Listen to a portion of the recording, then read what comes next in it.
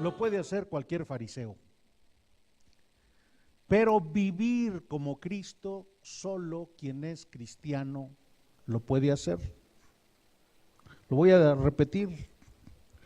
Decir soy cristiano lo puede hacer cualquier fariseo, pero vivir imitando a Cristo, eso solo lo puede hacer un cristiano verdadero. El apóstol San Pablo ha estado explicando la obra que Dios hace en pecadores que se arrepienten. Del capítulo 1 al capítulo 11, el apóstol Pablo presenta la doctrina, la enseñanza, la obra de Dios. Describió la condición de los pecadores, la obra del Espíritu Santo, la condición de Israel dentro de su plan. Y a partir del capítulo 12, versículo 1, hasta el capítulo 15, versículo 13, explica lo que Dios espera del creyente. Lo que Dios espera del creyente significa la práctica del creyente. A partir de este versículo 14, el apóstol viene a la conclusión, viene a despedirse, viene a resumir, viene, para lo que dicen algunos comentaristas, a presentar su epílogo, su parte final de esta carta. Esta carta es de gran impacto. Realmente esta carta sirvió para que Agustín de Hipona, un monje, pudiera conocer a Dios. Esta carta fue la que quebrantó el corazón de un fraile que le tocó enseñar precisamente, él era maestro de teología, enseñar en el seminario esta carta y batallaba con el tema de la justicia de Dios. Este hombre fue usado poderosamente por Dios para que predicara al mundo la necesidad de basarse solo en la Biblia, de comprender que la salvación solo es por gracia, de saber que solamente Cristo salva, de saber que solo mediante la fe Dios salva y que todo se hace para la gloria de Dios. Este hombre se llamó Martín Lutero. Esta carta de Romanos realmente es el poder de Dios para quebrantar cualquier alma, para liberar al cautivo de la esclavitud de su pecado, para darle vista al ciego, para sanar al tullido, al leproso, al paralítico, para darle salvación al pecador que merece estar por toda la eternidad en el infierno. En esta carta el apóstol ha estado hablando, escribiendo a los creyentes de Roma. Nunca ha estado allí, pero los ama, se siente en deuda con ellos. Y en esta sección, versículo 14, que es el que vamos a detenernos a meditar brevemente, podremos identificar el título o el tema del título que me atreví a ponerle: el carácter moral que es excelente. El carácter moral que es excelente. ¿Cuáles son las características que buscan las personas para darse a conocer? Tenemos revistas de automóviles, revistas de belleza, tenemos revistas de políticos, tenemos revistas para presentar a los empresarios, tenemos revistas, pero ¿cuáles son las revistas que nos hablan de Cristo? ¿Cuáles son las revistas que nos hablan de la necesidad de ser humilde, de la necesidad de ser manso? ¿Cuáles son las revistas? El mundo realmente presenta aparadores con muchas luces para deslumbrar a la gente y que corra sobre cosas, a buscar cosas que son transitorias, que son temporales. Pero, ¿qué es lo que Dios quiere que atesoren sus siervos, sus hijos? Cosas eternas, cosas que nunca se van a acabar.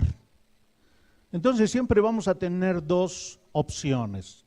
Número uno, buscamos el carácter que el mundo fomenta, o número dos, buscamos el carácter que Dios alaba. Para usted, ¿cuál es el carácter excelente? ¿El que ofrece el mundo o el que ofrece el Dios? Yo pienso que por eso usted está aquí, porque anhela conocer la perspectiva de Dios, comprender qué dice Dios con respecto al carácter, cómo debemos portarnos. Bueno, esta es la sección, ¿verdad?, en donde el apóstol está haciendo un resumen. Ya les dije cómo Dios invirtió la vida de nuestro Señor Jesucristo para salvarlos. Ahora, ¿qué está esperando Dios de usted? Observe lo que dice Romanos capítulo 15, versículo 14. Romanos 15, versículo 14. Lo primero que el apóstol menciona, dice, bueno, ya terminé con mi exposición doctrinal y práctica.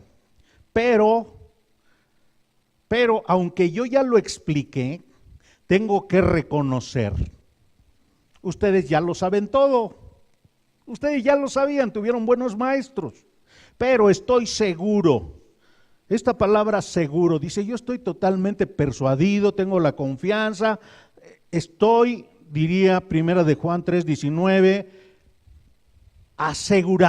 estoy asegurando de que lo que voy a decir a continuación es la pura verdad. Pero ¿a quién se dirige?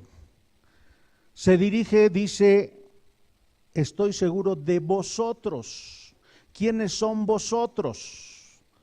Vosotros son los cristianos de Roma, sí.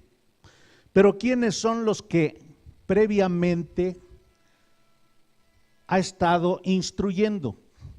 En Roma, ya hemos mencionado, por lo menos había dos grandes grupos de personas. Número uno, los que eran judíos, y número dos, los que no eran judíos, para hacer una división fácil. Los que no eran judíos, que eran de diferentes naciones, se les conoce como gentiles. Y como leímos, los gentiles son a quienes se ha estado dirigiendo. Por lo tanto, nosotros creemos, o yo creo, que la palabra vosotros no se está refiriendo a los judíos, se está refiriendo a los gentiles, a quienes ya describió con 6 características sobre quienes Cristo realizó 6 acciones. Observe por favor lo que dice Romanos 15 del 9 al 13 y note cómo estas obras, estas enseñanzas están en esta sección. 6 enseñanzas en Romanos 15 del 9 al 13,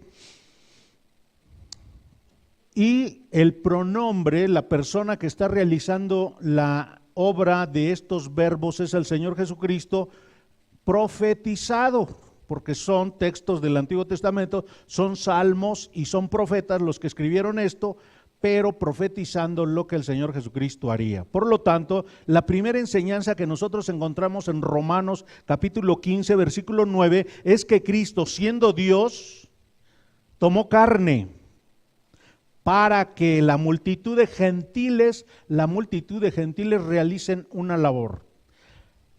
Cristo vino y salvó a los no judíos para que los no judíos glorifiquen a Dios. Observe Romanos 15, 9. Y para que los gentiles, ve ahí está, claramente, ¿usted es gentil o es judío?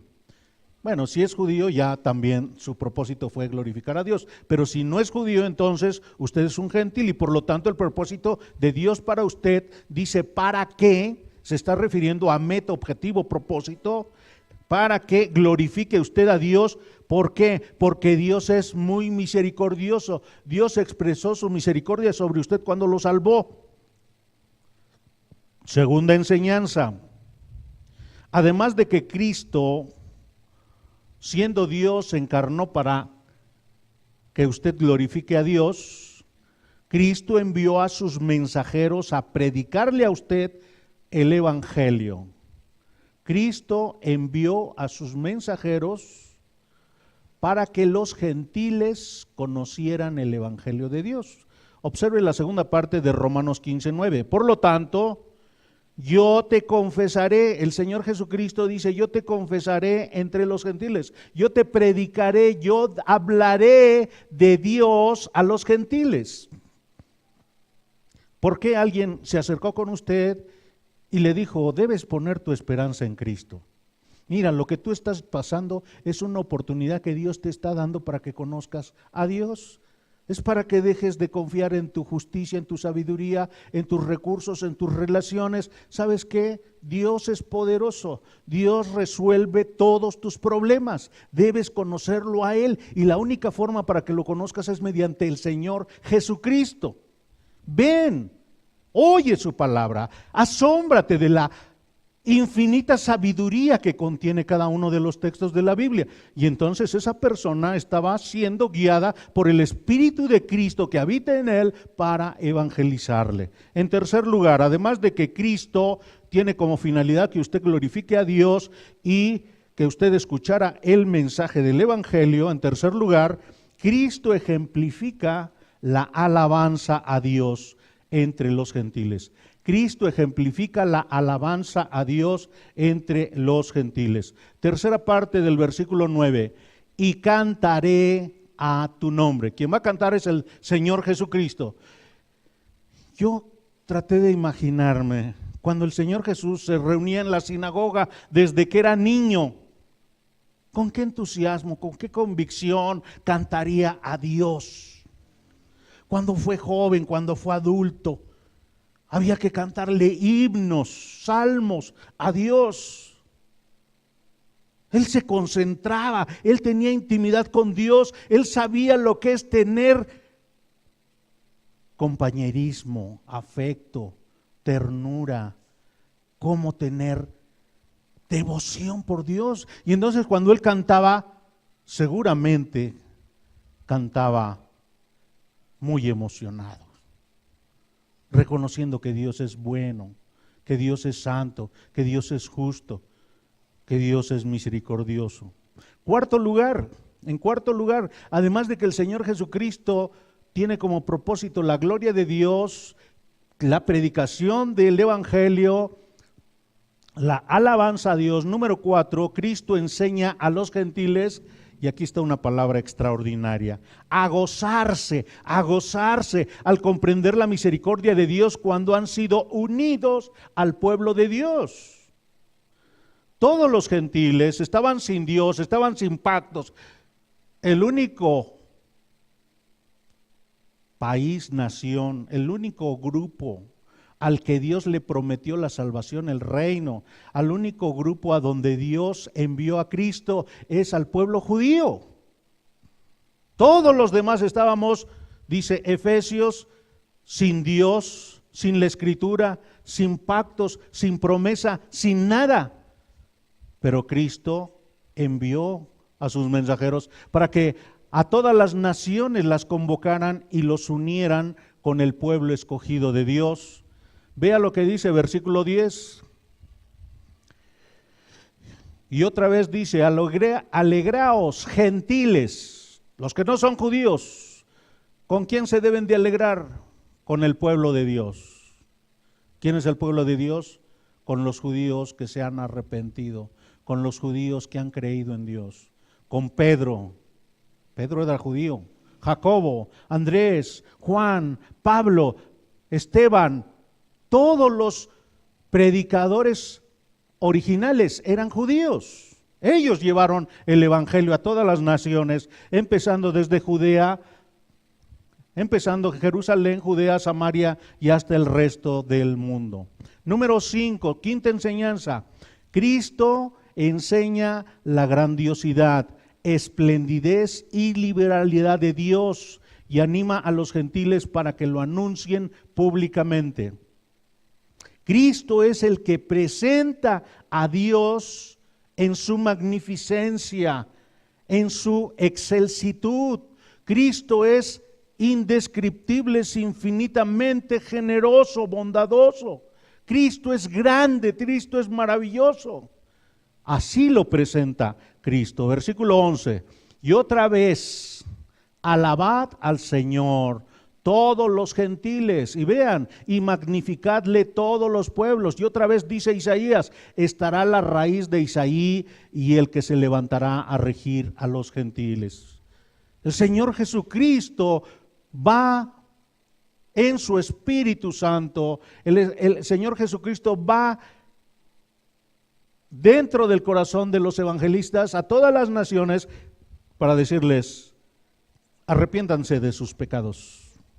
Renuncien a su vida de enemistad contra Dios. Dejen de ser rebeldes y desafiantes. Dejen de ser desobedientes y estar provocando la justa ira de Dios. Vengan y sométanse, humíllense ante el Dios del universo, ante el Creador del mundo. ¿Y saben qué? Reconozcan que Él es bueno, porque no les va a cobrar nada, porque va a ser gratis todas las bendiciones que Él preparó para ustedes. Y les va a preparar un lugar allí en el cielo, en donde habrá infinitas riquezas, infinitos regalos, infinitas bendiciones, pero alábenlo, alábenlo, reconózcanlo como su Dios. Número 6, los gentiles desearán recibir y estar en la plenitud de la presencia de Dios.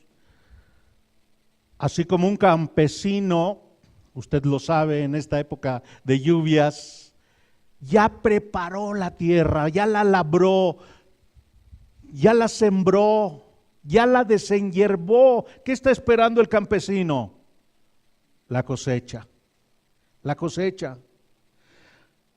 Así como los gentiles sirven, adoran, obedecen, se deleitan, glorifican a Dios. ¿Y para qué? ¿Para qué cantan alabanzas? ¿Para qué estudian la Biblia? ¿Para qué tienen oración? ¿Para qué ayudan a sus hermanos para que crezcan en el conocimiento de Dios? ¿Para qué trabajan? ¿Para qué sirven?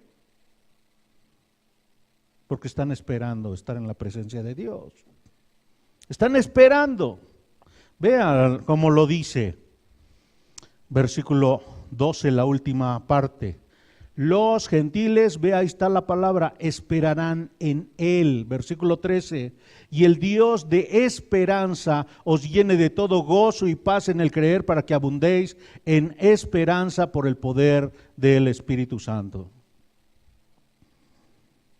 Dios ha escogido gentiles de todo el mundo y los ha unido, dice el Señor Jesús, como una gallina cobija a sus polluelos. Y todos los gentiles que vienen en humillación, reconociendo que no merecerían el amor y el perdón de Dios, vienen ante Cristo a suplicarle porque los reciba. Así están los cristianos de Roma. A estos, al que el apóstol les dice, estoy seguro de vosotros. Y luego, ¿cómo le dice? Hermanos. Pero si nunca se han visto, no pertenecen al mismo padre ni a la misma madre. ¿Por qué les dice hermanos? Porque son hijos de Dios. Porque mediante la fe Dios ha constituido una familia de todas las naciones. No importa que sean morenos, no importa que sean blancos, no importa que sean altos, no importa que sean bajos, no importa que sean gordos, no importa que sean delgados, no importa. A todos son hermanos. A veces andamos el pastor Jim y yo, que por cierto en esta semana estuvimos en convivencia, en algún aeropuerto y él se queda por allá y yo me quedo por allá y entonces nos gritamos, hermano, hermano, y como un chaparrito moreno, gordito, con un altote canadiense güero ahí, ¿cómo hermano? Pues que estos qué, están locos. Bueno, somos de la familia del Señor. Dios nos ha hermanado con rusos, con alemanes, con japoneses, con chinos, con africanos. Este es el carácter que Dios quiere que usted y yo tengamos. Regresamos a Romanos capítulo 15, versículo 14. Note la primera característica del carácter excelente es que está lleno de bondad, está lleno de bondad. Romanos 15, 14, pero estoy seguro de vosotros, hermanos míos, de que vosotros, subraya otra vez vosotros, mismos, estáis llenos de bondad.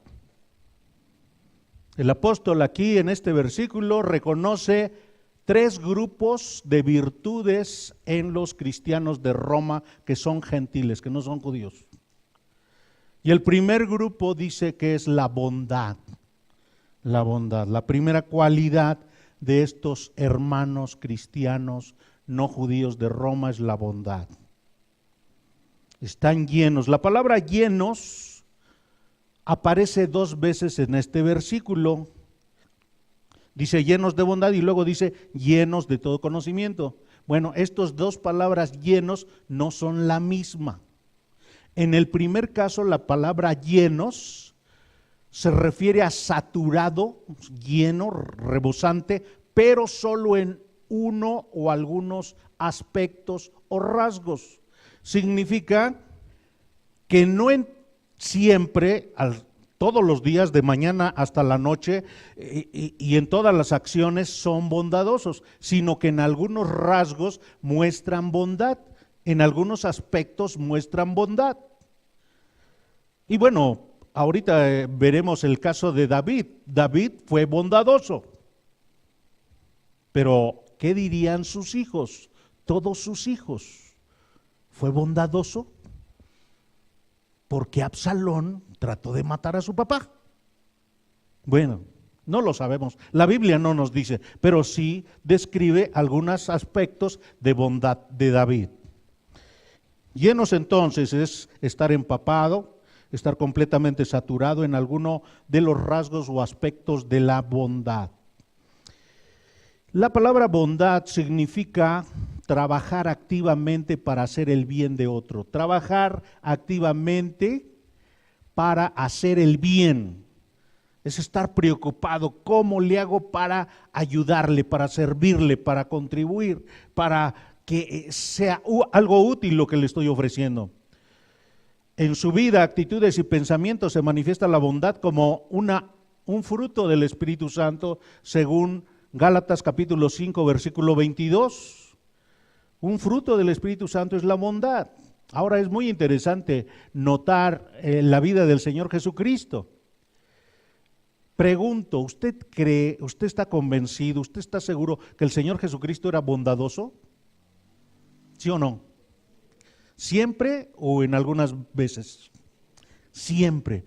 Esto es muy impresionante. El Señor Jesucristo, siendo Dios, combina a la perfección todas sus virtudes, todas sus características, todos sus atributos. Él siempre en todo es perfecto, al 100%. Pero, desde el punto de vista humano, algunos actos del Señor Jesucristo fueron demasiado rudos, demasiado firmes, demasiado crudos.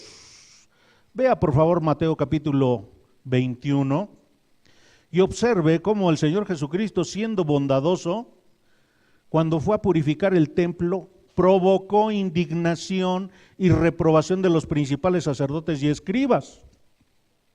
Sin embargo, el Señor Jesucristo realmente estaba haciéndoles un bien a la nación judía, pero ellos no lo comprendían. Mateo 21:12 dice, y entró Jesús en el templo de Dios, y note cómo se manifiesta su bondad, y echó fuera, ¿cómo que echó fuera? Del templo, sí, echó afuera a todos. ¿Quiénes? Los que vendían y compraban en el templo, y volcó las mesas de los cambistas y las sillas de los que vendían palomas, y les dijo, escrito está, mi casa, casa de oración será llamada, mas vosotros la habéis hecho cueva de ladrones. Ante esto, bueno, pues los que hacían negocio allí en el templo, los que les tocaba allí parte de comisión, dijo, qué grosero, qué falto de amor, qué falto de misericordia. Bueno, esta palabra bondad de Cristo es una palabra que se pronuncia en griego agatosune. Es el elemento más amable, es un superlativo, así como la palabra justicia es el más firme ideal de bondad, de preocupación, de trabajo activo para hacer el bien de otro. Le pido que por favor busque Génesis capítulo 50 y veamos un ejemplo del Antiguo Testamento de uno de los patriarcas de la nación judía, cómo él era bondadoso y cómo al ser bondadoso era librado de la amargura, librado del odio, librado de la envidia, librado de la ira. Es muy útil ser bondadoso, Dios lo ordena a todos sus siervos. Y si habláramos un poquito de problemas emocionales, es un libertador, es un sanador de problemas emocionales y sentimentales. Génesis capítulo 50, versículo 15. El padre de todos ellos ha fallecido. Y entonces dice Génesis 50, 15, viendo los hermanos de José que su padre era muerto, dijeron, quizá nos aborrecerá José y nos dará el pago de todo el mal que le hicimos. Y entonces enviaron a decir a José, tu padre mandó antes de su muerte diciendo, así diréis a José, te ruego que perdones ahora la maldad de tus hermanos y su pecado, porque mal te trataron. Por tanto, ahora te rogamos que perdones la maldad de los siervos de Dios de tu padre. Y José lloró mientras hablaban. Vinieron también sus hermanos y se postraron delante de él y dijeron, henos aquí por siervos tuyos. Y les respondió Jesús, no temáis, ¿acaso estoy yo en lugar de Dios? Vosotros pensasteis mal contra mí, mas Dios lo encaminó a bien para hacer lo que vemos hoy, para mantener en vida a mucho pueblo. Ahora pues, no tengáis miedo, yo os sustentaré a vosotros y a vuestros hijos. Así los consoló y les habló al corazón. Pregunto, ¿este es un acto bondadoso o no? Miren qué procedimiento tiene Dios para limpiar el alma de odios, de amarguras, de iras, de deseos de venganza. No pagues mal por mal. Vence el mal, ¿con qué? Con el bien.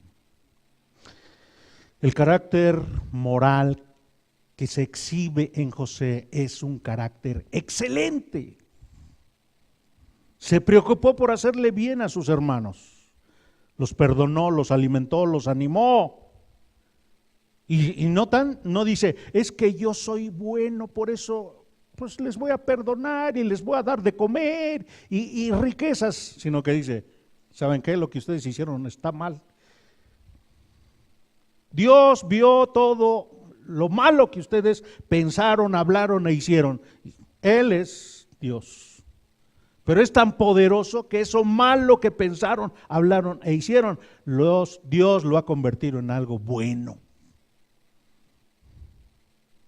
Dios es bueno. El enfoque de José no es su fama, su prestigio. El enfoque para ejercer bondad de José es la gloria de Dios. Busquen por favor 2 de Samuel capítulo 9 y observemos otro ejemplo en el Antiguo Testamento de David. David aquí muestra bondad con el hijo de su amado amigo fallecido. Este hombre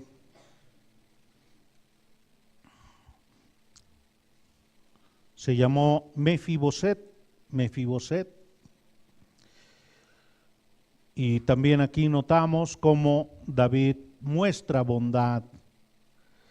Segundo libro de Samuel capítulo 9, versículo 6.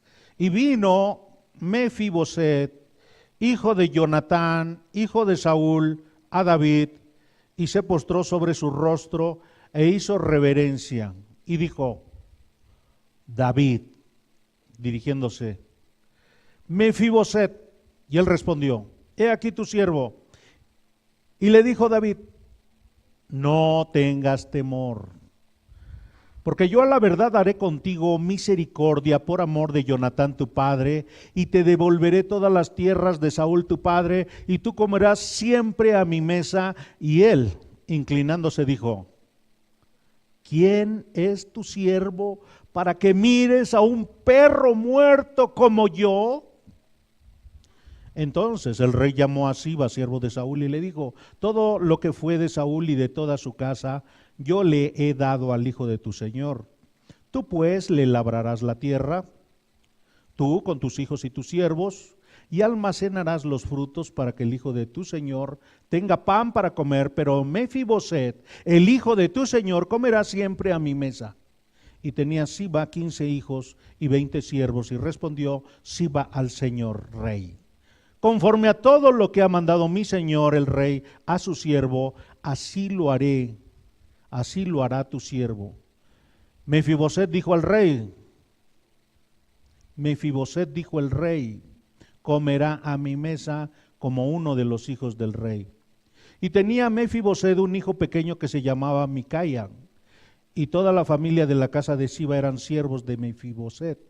Y moraba Mefiboset en Jerusalén, porque comía siempre a la mesa del rey, y estaba lisiado de ambos pies.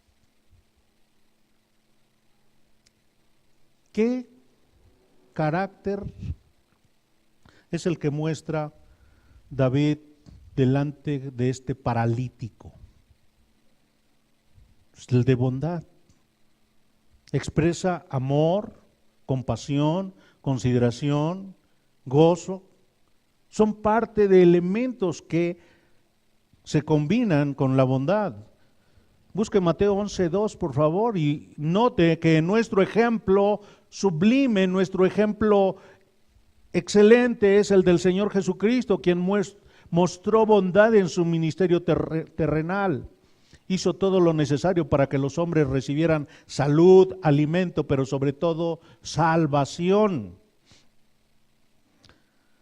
Juan, el Bautista, estaba en la cárcel y mandó a 2 de sus discípulos para que le preguntaran al Señor en Mateo 11:3, ¿eres tú aquel que había de venir o esperaremos a otro?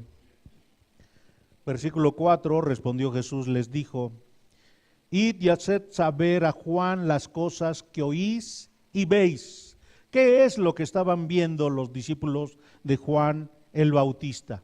El Señor Jesús lo resume de esta forma: los ciegos ven, los cojos andan, los leprosos son limpiados, los sordos oyen, los muertos son resucitados, y a los pobres es anunciado el Evangelio. Esto es literal. Estos enfermos fueron sanados. Pero el día de hoy hay muchos engañados que solo mediante la Biblia pueden conocer la verdad. El día de hoy hay muchos paralizados y esclavizados de sus pecados que solo la palabra de Dios puede libertarlos. Hay muchos muertos espirituales alejados de Dios que solo la palabra de Dios puede vivificarlos. Hay muchos necios. Hay muchos que no quieren saber de Dios. Y el Señor Jesucristo sigue siendo bondadoso. Dios sigue siendo bondadoso porque les da el sol, la lluvia, les da personas alrededor de ellas que les sirven, que les ayudan. La bondad se expresa al salvar vidas. La bondad se expresa al ayudar por necesidades materiales y de salud, pero sobre todo se expresa al evangelizar, al mirar hacia el futuro, hacia la eternidad. ¿Por qué? Porque las personas van en dirección a un castigo que ni siquiera se imaginan. ¿Qué profundidad hay cuando el Señor Jesucristo, estando allí en la cruz, en agonía, a punto de estar muriéndose, tiene que decir: Padre, perdónalos, porque no saben, ni siquiera se imaginan lo horrible que les espera, el sufrimiento indescriptible. Todavía se sonríen, todavía disfrutan sus engaños, sus esclavitudes, son apasionados, son sensuales, son enloquecedoramente seducidos por el pecado, pero no tienen conciencia. Por más que se les explica, pareciera que estuvieran fracturados en el cerebro, que no pueden ver la justicia de Dios. Ven tanto sufrimiento y no saben que es consecuencia del pecado. Los creyentes se caracterizan por estar llenos de rasgos o aspectos de bondad. Ese es el carácter excelente, estar lleno de bondad. Pero en segundo lugar, es estar lleno de conocimiento, estar lleno de conocimiento. Busque por favor Romanos capítulo 15, versículo 14 y observe la segunda característica que contienen estos hermanos creyentes gentiles de Roma. En Romanos 15, 14 dice: pero estoy seguro de vosotros, hermanos míos, y de que vosotros mismos estáis llenos de bondad. Ya lo vimos. Segundo, llenos de todo conocimiento, llenos de todo conocimiento. La palabra llenos aquí es la palabra plero, que significa estar saturado, estar atestado, estar completamente lleno de conocimiento. Pero ¿cómo, Pablo, estás diciendo que estos señores cristianos de Roma están llenos de conocimiento? Y entonces, ¿para qué les explicaste todo este libro de Romanos? ¿Por qué? Dice: sí, estoy seguro. Vean, estoy seguro. Ahí dice: estoy seguro que ustedes están llenos de conocimiento. Bueno, ¿por qué escribiste entonces? Y Pablo explica en los versículos siguientes que hay dos razones. La primera es para haceros recordar. ¿Por qué necesita un cristiano ser recordado? Hermano, esto que te estoy diciendo tú ya lo sabes. ¿Por qué necesita Dios que te lo estemos recordando? Los soberbios creen que ya lo viven.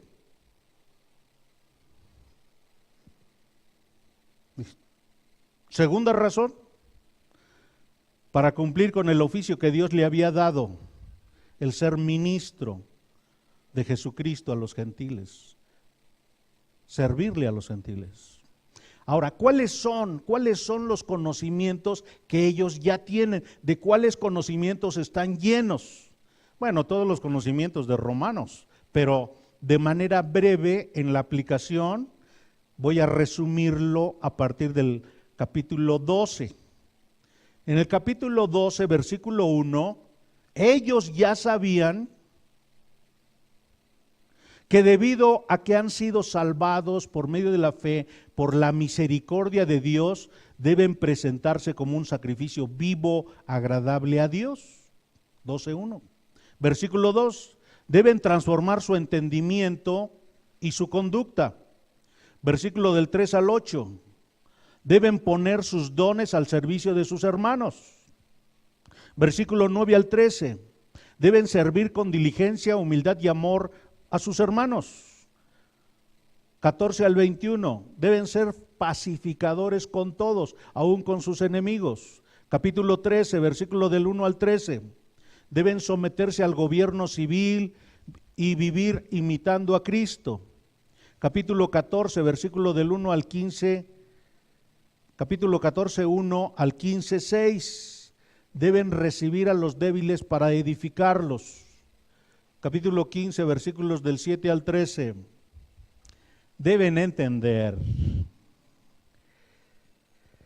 que Dios incluyó a los gentiles en su plan de salvación.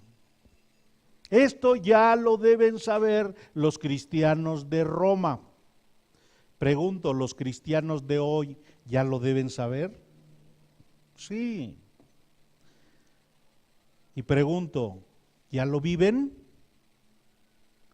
Bueno, los cristianos de Roma tal vez lo sabían, pero les faltaba sistematizarlo, lo vivían de forma imperfecta, habían sido evangelizados, enseñados por diferentes tipos de maestros, y es muy útil comprender que después de que los cristianos de Roma recibieron la enseñanza, ahora, si es una buena enseñanza, tienen una buena vida. Si es una falsa enseñanza, tienen una mala vida. Hay una palabra con la que se describe la buena enseñanza, se llama ortodoxia.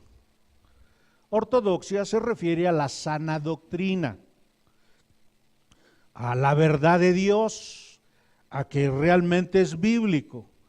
Una sana ortodoxia provoca una sana ortopraxia, o sea, una vida recta, santa, sana. Si alguien no tiene una enseñanza sana, su vida se va a caracterizar por ser una vida pecaminosa o legalista, pero no va a ser una vida sana, una vida recta.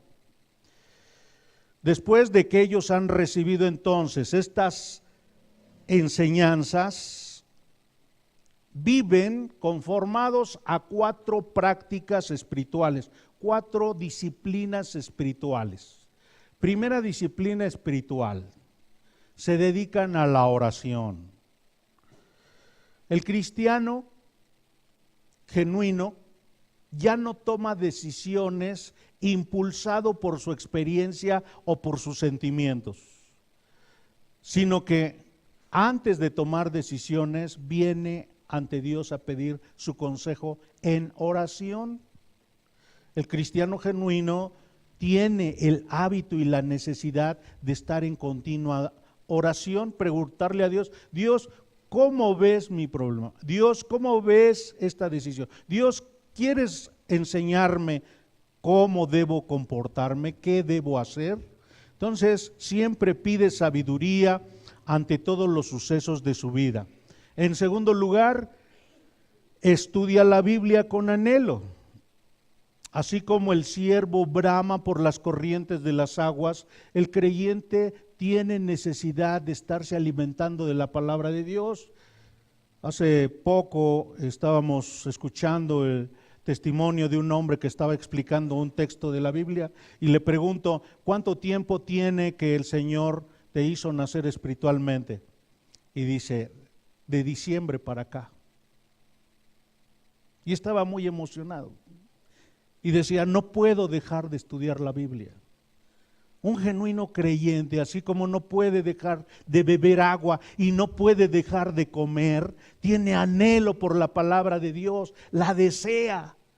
No importa dónde ande, no importa qué tan cansado está, aunque su cuerpo, sus ojos ya se cierren, tiene que ir y leer por lo menos una palabra de Dios. En tercer lugar, tiene compañerismo con otros cristianos. Siempre está deseoso de servir, de participar, de ayudar, de colaborar. ¿Cómo puedo servirle a mi hermano? Número 4, es una persona que obedece. No sirve de nada llenarse el cerebro de conocimiento si no hay obediencia. Habrá mayor condenación. Los fariseos tienen la costumbre de llenarse el cerebro de conocimiento, pero no obedecen a Dios. El creyente tiene un amor profundo que le obliga a estarse preguntando, Dios, ¿quieres recibir esta obra que quiero hacer para tu gloria? Dios, ¿quieres santificar esto que quiero obedecerte para que tú te agrades? Él tiene el deseo de arrancar del rostro de Dios una sonrisa. Que Dios voltee y diga, ay, lo que tú preparaste, mira, le faltó sal, o le faltó azúcar, o le faltó harina, o le faltó. pero lo hiciste con tanto cariño, con tanto amor. Es tan imperfecta tu obra, pero lo estás haciendo buscando la gloria de Dios, que Dios se agrada. El deleite del creyente es saber que su Señor se goza porque lo ha salvado. El apóstol Pablo estuvo pidiendo continuamente a Dios porque todo creyente recibiera este tipo de conocimiento, para que sean consolados sus corazones, unidos en amor, hasta alcanzar todas las riquezas de pleno entendimiento, a fin de conocer el misterio de Dios, el Padre, y de Jesucristo, en quien están escondidos todos los tesoros de la sabiduría y del conocimiento. La sana doctrina produce vida sana. La falsa doctrina produce una vida de pecado o de legalismo. En tercer lugar, además de que el carácter excelente está lleno de bondad, como vemos en Romanos 15, 14, está lleno de bondad, está lleno de conocimiento, también es capaz de amonestar bíblicamente, Observe lo que dice Romanos 15, 14. Pero estoy seguro de vosotros, hermanos míos, de que vosotros mismos estáis llenos de bondad, llenos de todo conocimiento, de tal manera que podéis amonestaros los unos a los otros. Podéis amonestaros significa ser capaces, estar suficientemente capacitados para satisfacer la enseñanza, la predicación, la exhortación, la consejería, para guiar en el andar bíblico. La palabra amonestar tiene la raíz de la palabra consolador. La obra que hace el Espíritu Santo, que es el consolador, en Juan capítulo 14, 15 y 16, es la obra que debe hacer el creyente. Estar enseñando la verdad de Cristo, estar recordando la verdad de Cristo, estar ayudando para que estén comparando la vida los nuevos creyentes con la instrucción de Dios. Le voy a pedir que busque, por favor, Primera de Tesalonicenses capítulo 4 y observe en el versículo 14 4 responsabilidades que tienen los cristianos con sus hermanos. 4 responsabilidades que tienen los cristianos con sus hermanos. Todo relacionado con esta acción, con esta actividad, con esta virtud de amonestar. El creyente no nada más debe ser bondadoso, solo debe tener conocimiento, sino que Dios le ha dado la capacidad para amonestar a sus hermanos. Y nada más en este versículo identificamos estas 4 responsabilidades. Observe lo que dice Primera de Tesalonicenses 4:14. También os rogamos. La palabra os rogamos se está refiriendo al apóstol Pablo con sus acompañantes y les dirige esta carta. Vean a quién, no es a los pastores, no es a los diáconos, ¿a quiénes es? A los hermanos, dice allí, ¿no? O sea, a los creyentes. Primera de Tesalonicenses 4:14. Por lo tanto, esta es una responsabilidad no para los maestros bíblicos solamente, no para los pastores o ancianos, sino para cada cristiano. Os rogamos, hermanos, que, número 1, ¿qué deben hacer? Deben confrontar, exhortar, advertir de su pecado a los rebeldes, a los entrometidos, a los insubordinados, los que no se sujetan a la autoridad, los que viven desordenadamente. Eso significa amonestar a los ociosos. Es su responsabilidad de usted que me está escuchando, si es creyente, amonestar a los ociosos. Decirles: lo que tú estás haciendo está mal. Dios está en contra de esa conducta. Segunda responsabilidad. Vea, que alentéis a los de poco ánimo. Que alentéis. ¿Qué significa alentéis a los de poco ánimo? Significa estimula, consuela a los faltos de esperanza, a los que no tienen entusiasmo. Poco ánimo se refiere a que tienen poca alma. Son cobardes, indecisos, pusilánimes, apocados, miedosos. Esos débiles, ayúdales, estimúlalos, aliéntalos, consuélalos. Tercera responsabilidad, sostengáis a los débiles, Esto significa apoyar, hacerse cargo, supervisar, sostener, retener a los que serían paralíticos espirituales, a los incapaces espirituales. Número 4, que seas paciente con todos. La palabra paciente tiene la raíz de sufre por los demás. Sufre por los demás.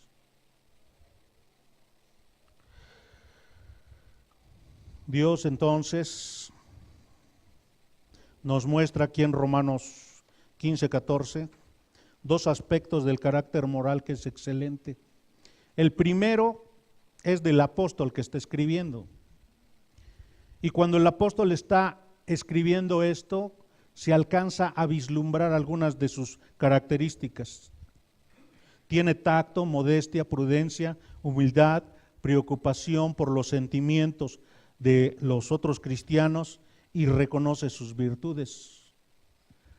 Pero el segundo caso, el segundo grupo lo notamos en los cristianos de Roma.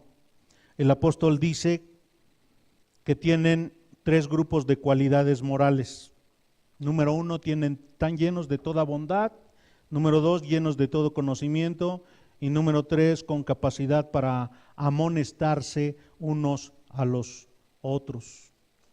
Estos creyentes de Roma aborrecían lo malo, amaban la justicia, amaban la verdad, amaban la santidad. Realmente su fama se había extendido. La fe que ellos tenían no los podía limitar, sino que estaban evangelizando. Eran ejemplo de fidelidad, de convicción, de consagración, de servicio.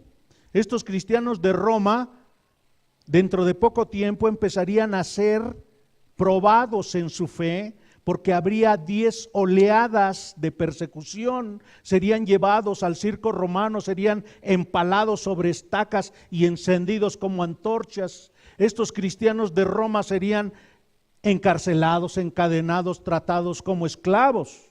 Se verificaría si en efecto eran cristianos verdaderos. Pero estas cualidades morales estaban originadas en un entendimiento de quién es Dios, quién es el ser humano, quién es el Señor Jesucristo, qué obra ha estado realizando. Habían sido instruidos entonces, y como fruto de esa instrucción, de esa enseñanza, defendían el verdadero evangelio. Sus vidas estaban consagradas, ejercitaban sus dones para servir a sus hermanos. Se dedicaban a predicar, a enseñar, a evangelizar, a aconsejar, a exhortar. La inversión que Cristo hizo en esos pecadores estaba dando fruto. Cualquiera puede decir, soy cristiano. Cualquier fariseo puede decir, profesar con su boca que es cristiano. Pero el genuino cristiano lo demuestra con su vida. Que nuestras vidas estén llenas de bondad, llenas de conocimiento y de capacidad para hablarles a nuestros hermanos y poderles grabar en su conciencia la palabra de Dios. Oremos, hermanos. Padre, te amamos y te damos gracias. Como el amante hermano, dilo a Cristo el Señor. Si en ti sientes grande amargura, dilo a Cristo, dilo a Cristo. Si en tu vida hay faltas ocultadas, dilo a Cristo el Señor. Dilo a Cristo, dilo a Cristo, Él es tu amigo mejor. Otro no hay como el amante hermano, dilo a Cristo el Señor.